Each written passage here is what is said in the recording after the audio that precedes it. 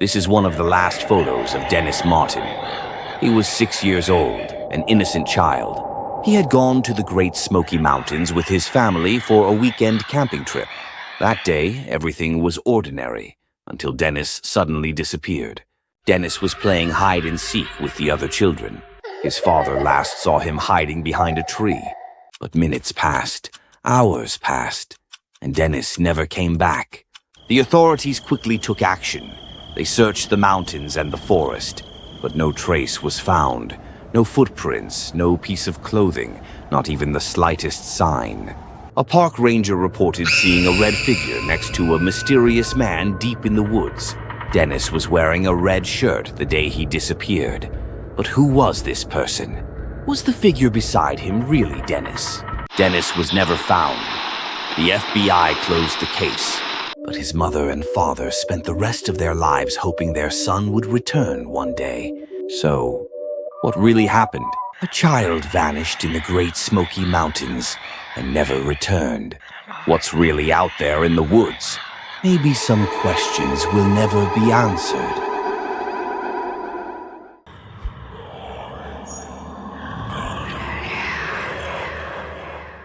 Paula Jean Weldon. She was an 18-year-old college student. One afternoon, she set out for a hike, but she never returned from that trail. Paula left campus and headed toward a trail called Long Trail. The last person to see her was an elderly man. "I thought she shouldn't be walking that trail alone," he said. But it was too late. Paula turned a corner and was never seen again. No scream, no sign of a struggle. It was as if she had vanished into thin air. Authorities searched for weeks. No piece of clothing, no shoe. Nothing was ever found. But locals in the area claimed they heard a woman crying in the woods at night. The Long Trail area, where Paula disappeared, was a place where dozens of people had vanished without a trace. What took them? Who took them? Or was it something? Paula Jean Weldon vanished without a trace. Maybe she's still there, lost in the place where she disappeared. Would you dare to walk that trail alone?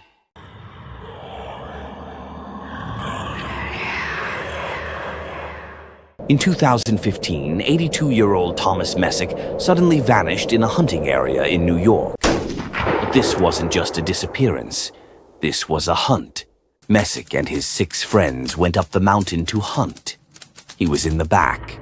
All he had to do was wait. But no one ever saw him again. As his friends searched for him, they noticed something strange. The forest was completely silent. No birds, no wind, not even Messick's voice. It was as if the world had stopped. Messick was old and walked slowly. If he had fallen, he would have left a trace. But no trace was ever found. It was as if he had vanished into the earth. Some theories suggest he was taken, but by who or what? If he was in that forest, why was there no trace of him? Thomas Messick was a hunter, but maybe that day he was the one being hunted. What was in that forest, and why did the silence fall?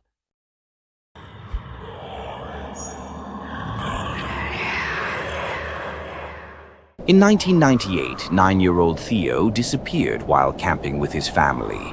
His father was the last person to see him. But from that moment on, it was as if he had disappeared from the face of the earth. Theo got up early in the morning and went to the lake to get water. "Don't go too far," his father said. But Theo never came back. Search teams found Theo's footprints. But at some point, they suddenly stopped. Had a child vanished into thin air on his own? 48 hours after he disappeared, a hunter found Theo's shoe. But the strange thing was, the shoe was clean. No mud, no dust, no tears. Nothing. It was as if someone had just left it there. Locals in the area spoke of a shadow presence that roamed there. Many thought that the missing children had stumbled upon something in the forest. But was Theo one of them? Theo was never found again. How did his shoe get there? Why did the footprints suddenly stop? Some disappearances remain mysteries that can never be solved.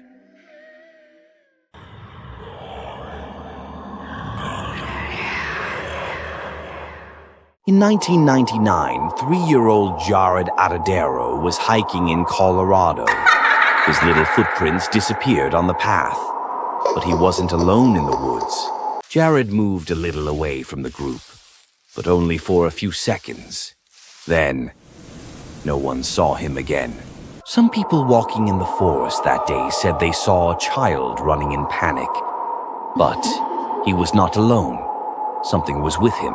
3 years later, Jared's shoes were found, but there was something strange. The shoes were clean, as if he had never walked in those woods. His clothes were torn, but there was no trace of blood, torn but clean. What happened to Jared, and who or what took him?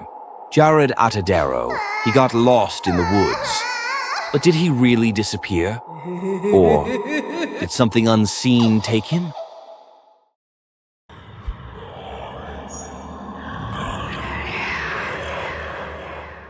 In 2014, Aaron Hedges, an experienced hunter, disappeared in the Beartooth Mountains of Montana.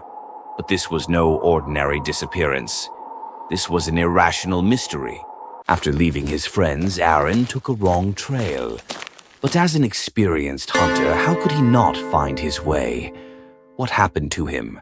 Days later, Aaron's belongings were found miles away, in a place that didn't make sense.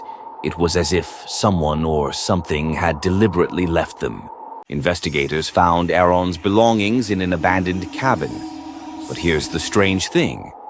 He would have had to climb hundreds of meters steeply to get to that hut. So, how did he get there? Some people think she was kidnapped. But by who or by what? How can a hunter disappear without a trace? Aaron Hedges was never found again. If even an experienced hunter can't survive these mountains, can we?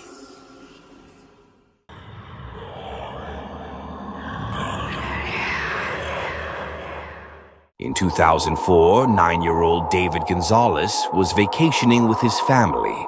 Suddenly, he walked away from the campsite to get water and never came back. His mother said David wandered a few meters from a nearby stream to get water. But were a few meters enough to make him disappear forever? Search teams found David's footprints.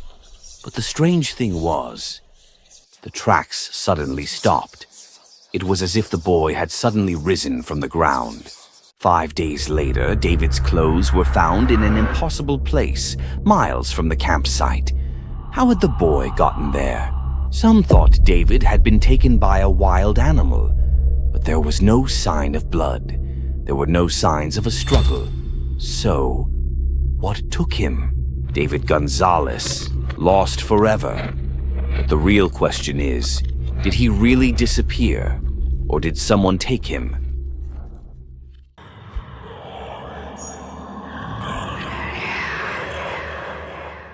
In 2008, 19-year-old Brandon Swanson was involved in a late-night car accident. She called her parents, asked for help.